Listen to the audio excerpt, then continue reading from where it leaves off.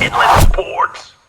To bring in the man, because we got some sports to talk about with Pep. What's up, Pep? Hey, I love the college football playoff, right? Yeah. In fact, we waited a long time, right? Remember back in the good old days, we'd have to wait on the computer, the BCS, and have the national rankings, like who would end up as number one. But now we get to settle it on the field. Now we got LSU against Clemson, and a quick shout out to Dave Aranda, who's the defensive coordinator for LSU. Hey. Redlands guy. Nice. Also, this is the good part, also the highest paid college football assistant in the nation. Because he's so good, they wanted to He's keep. that good. They were afraid of losing him, I hear, Yes. so they were like, dude, we're going to pay you big time. Yeah, so Cool. it's good to be that Redlands guy, Dave Aranda. LSU and Clemson, that's not till January 13th. Yesterday, though, we had the granddaddy of them all, the Rose Bowl. Yeah. And it was actually a great game, Oregon and Wisconsin. And the Ducks won by 28-27. It was at our fantastic. Pac-12. Yeah, for me, finally, the Pac-12 shows up. I know it's not against an SEC team, which everyone in the Pac-12 dreams about, but we will take it. This is normally where the Big Ten turns into a steamroller and just kicks our faces in. Thank you, Oregon, and that hurts a little bit.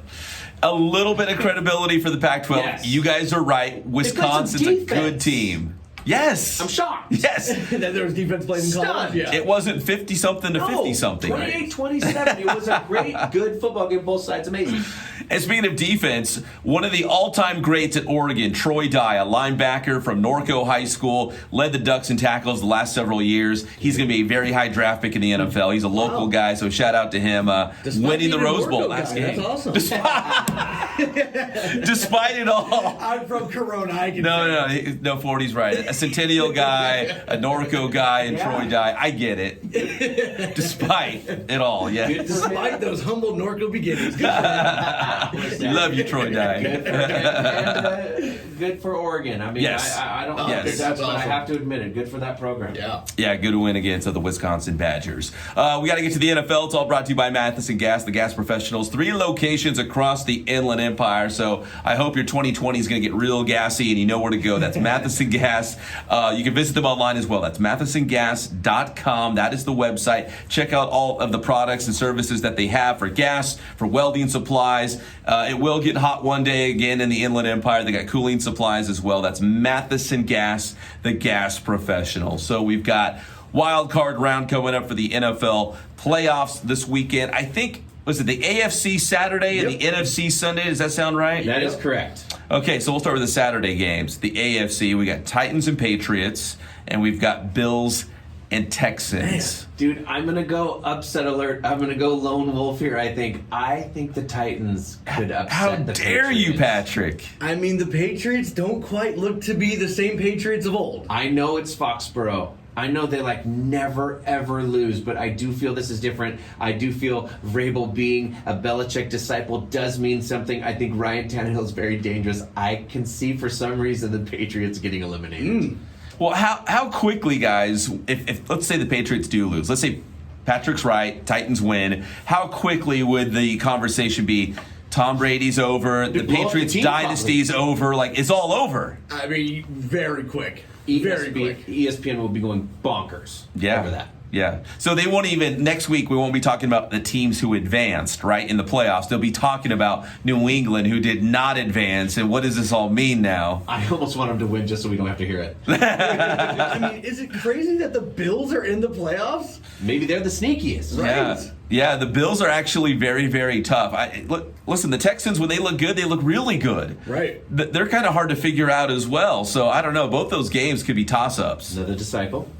And to the NFC, we've got the Vikings and the Saints. Ooh. A rematch of that crazy playoff game. Stephon Diggs scoring the touchdown at the end. But in the dome, right? Yes. And I mean, if you're a Saints fan, if you're Drew Brees, I mean, you basically, whether you want to admit it or not, have gotten screwed on the last play for 2 years. Man, Does yeah. Drew Brees and the Saints finally break through? I say yes. Yes, I do too. I think New Orleans is too tough, especially at home. I mean, it does feel like, the Saints, like Patrick said, those past 2 years, it feels like it's built up this pressure where it's like the Saints just can't be stopped at this point. They have so much angst to get through these playoffs. Drew's running out of time. Right. Yeah, and You can feel it. And he's having a great year. Michael Thomas, I mean, I know we live out here on the West Coast. We don't talk about the East Coast guys too much, but Michael Thomas, the receiver, is fantastic. So he never drops. No, yeah, they're going to be tough. I like New Orleans in that one.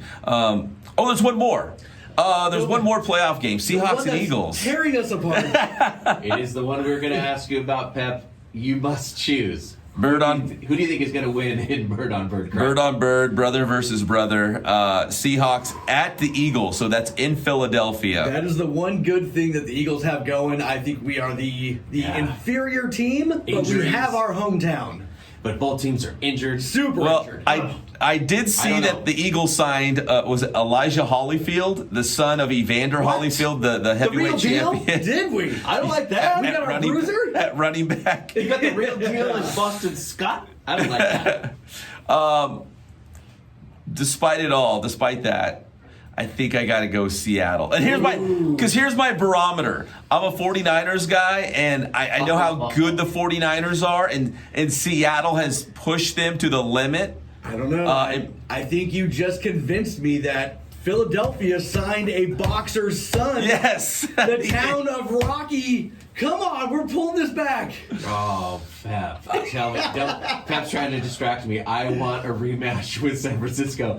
So bad. I'm going to go with Seattle. But again, Well, let me tell you something I could be doing what the Seahawks could be doing, and is Yes. overlooking Philadelphia. When you're worried about the next game, that's when you get punched in the mouth. it could be possible, and Philadelphia that could be their battle cry in the locker room this weekend, right? Like, nobody wanted us here. We shouldn't be here. We All right. snuck in. Nobody wants to see us. He made his choice. I think it's going to come down to between the two teams, can Seattle find somebody to run the ball? And for Philadelphia, can they find somebody to catch it? Yeah, we'll see what happens. Yeah, they're both depleted in different ways, Absolutely, right? yeah. So that's the thing I want in the playoffs. I want all the teams to be at full strength. So there's not a conversation like, well, your top running back was out, or you didn't have your top 2 or 3 receivers. If you're at full strength and you beat the other team at full strength, the conversation is over. That's the better team, right? As an Eagle fan, though, I will say it is fun to see an injured team adapt and still be good. When you can Yes. see guys come in and a team adapt, even have to change their game Yes. plan, how Okay. they do things, and they're still successful,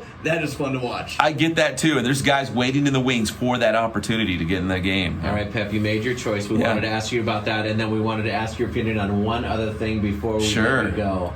There is the report, of course, down in Dallas that there's going to be a third meeting with Jason Garrett, and there is a report that former coach Jason Witten could be the head Former coach of tight the end. Cowboys. Tight end, excuse me, yes, correct. You know what? I had heard something like that too. And okay, so Jason Witten, if you're not familiar, awesome tight end for a long time. Right. Yeah. Went to the broadcast booth, right, for a Terrible. year on Monday Night Football. Then went back to the Cowboys this year as a player. Right.